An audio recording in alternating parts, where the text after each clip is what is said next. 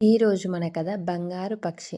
అనగనగా ఒక ఊళ్ళో మల్లయ్య అనే రైతు ఉండేవాడు. అతని భార్య సుబ్బాయమ్మ.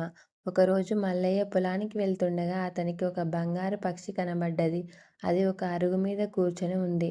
మల్లయ్య దాన్ని చూస్తే ముచ్చటగా వేసింది.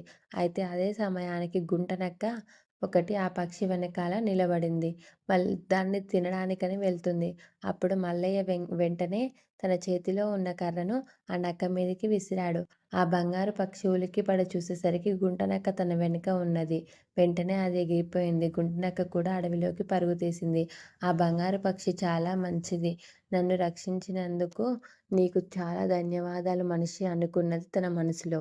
మరుసటి రోజు అది మల్లయ్య కోసమని అదే అరుగు మీద కూర్చొని ఎదురుచూసింది. కానీ మల్లయ్య రాలేదు. ఎందుకంటే మల్లయ్యకు ఆరోగ్యం బాగాలేదు. ఆ తర్వాత మల్లయ్య వస్తాడేమో అని 2 రోజులు ఎదురుచూసింది పక్షి.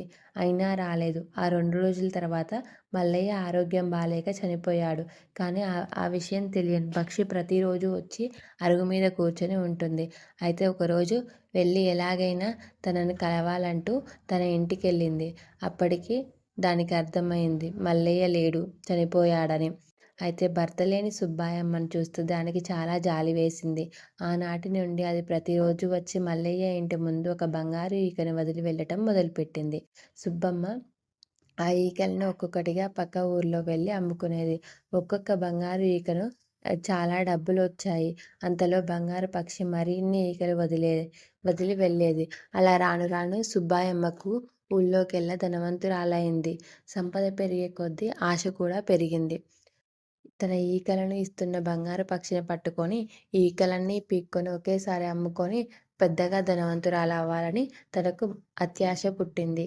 అప్పుడు ఆ బంగారు పక్షిని ఎలాగైనా పట్టుకుందామని మాటు వేస్తుంది. అప్పుడు అటువైపుగా వచ్చిన బంగారు పక్షిని పట్టుకోవడానికని ప్రయత్నిస్తున్నప్పుడు ఆ పక్షి తప్పించుకొని పారిపోతుంది.